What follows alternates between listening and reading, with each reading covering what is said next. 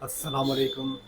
आदाब दोस्तों, आज रमज़ान की 16 तारीख है। आज रमज़ान का आज 16वां रोज़ा है। 16वें रोज़े का हमारे भारतीय इतिहास में एक बहुत बड़ी घटना हुई जो हमको आज़ादी दिलाई। आज उसी घटना पे एक छोटा सा वाक़या है जो मैं आप लोगों के साथ शेयर करना चाहता हूँ। 16वां रोज़ा को 11 मई 1857 को मेरठ की क्रांतिकारी दिल्ली पहुँचे और दिल्ली पहुँच कर के सिपाहियों ने आखिरी मुग़ल बादशाह को 1857 के क्रांति का अखिल भारतीय स्तर का नेता नियुक्त किया। तो आइए जानते हैं विस्तार से क्या कुछ हुआ था उस दिन। उस दिन की दास्तान कुछ ऐसी है कि उस दिन की दास्तान तारीख के पन्नों में कुछ यूँ दर्ज है कि 11 मई 1857 सोमवार का दिन और रमज़ान का 16वां रोज़ा और सुबह के 7 बजे थे जब बादशाह तभी उनको यमुना के पुल पर टोल हाउस को जलते हुए धुएं के गुब्बार नज़र आए। तो उन्होंने अपने सिपाहियों को मालूमात करने के लिए यमुना के पुल पर भेजा। एक सिपाही जब यमुना के पुल पर जा कर के और ये सब देखता है, देखने के बाद से आकर के बादशाह को इत्तला करता है कि अंग्रेजी सिपाहियों के वर्दी में कुछ भारतीय घुड़सवार नंगी तलवारें लिए हुए उस टोल हाउस में आग लगा दिए हैं और किले की तरफ बढ़ रहे हैं। उस समय बहादुर शाह जफर ने अपने किले के जो भी सिपा सालार थे उनको सुरक्षा व्यवस्था चाक चौबंद करने नसीहत दी और साथ ही साथ और किले के तमाम दरवाज़ों को बंद करने का फरमान जारी किया।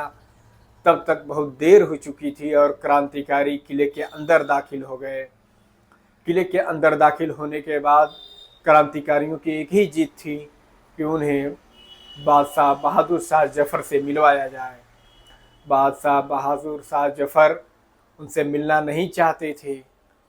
इस बात से नाराज़ होकर के क्रांतिकारियों ने किले के अहाते में हवाई फायरिंग शुरू कर दिया।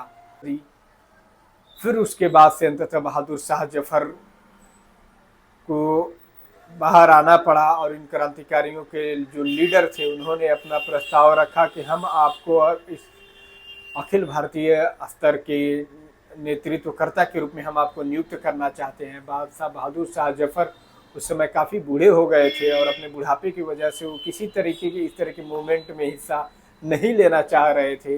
लेकिन बावजूद क्रांतिकारियों ने उनको तमाम तरह की बातें और तमाम तरह उनकी बातों को सुनने के लिए तब क्रांतिकारियों ने उन्हें रिक्वेस्ट किया कि ये वक्त भारत के तकदीर को बदलने का वक्त है और आप आइए, हम आपके नेतृत्व में ये लड़ाइयाँ लड़ना चाहते हैं। बावजूद बहादुर शाह जफर का जब कोई क्रांतिकारियों ने उन्हें याद दिलाया कि वह मुग़लों के वारिस हैं और उनके पुरखे अकबर और औरंगजेब और अकबर की रूहें आज देख करके शर्मसार होंगी, बेहद शर्मसार होंगी। ये वक्तव्य सुनने के कुछ देर बाद फिर बहादुर शाह जफर ने क्रांतिकारियों के नेतृत्वकर्ता के रूप में हामी भर दी। तो फिर क्रांतिकारी सिपाहियों ने उन्हें हिंदुस्तान के शहंशाह के रूप में उनकी ताजपोशी की और एक कुर्सी पे बैठाया और सब ने जा कर के उनको अपना नेता सर झुकाए। बहादुर शाह जफर ने भी उनके सरों पे अपना हाथ रखा। सिपाहियों के इतने बड़े लश्कर को काबू करना बहादुर शाह जफर के बस में नहीं था। बावजूद उन्होंने कोशिश की और बहुत से अंग्रेज़ों की महिलाएं और बच्चे किले में छुपी हुई थी। क्रांतिकारियों ने उनको नहीं छोड़ा और अंततः उन्हें उनका कत्लेआम किया और मौत के घाट उतार दिया। तो 11 मई 1857 16 रोज़ा के दिन हुई ये घटनाएं कुछ इस तरीके से इतिहास में दर्ज थीं। बताइए ये कहानी आपको कैसी लगी। मैं इसी तरह की और भी हिस्टोरिकल कहानियां मैं आप लोगों के बीच लाता रहूँगा। तो देखने के लिए आप सबका बहुत बहुत शुक्रिया, धन्यवाद। अल्लाह हाफ़िज़।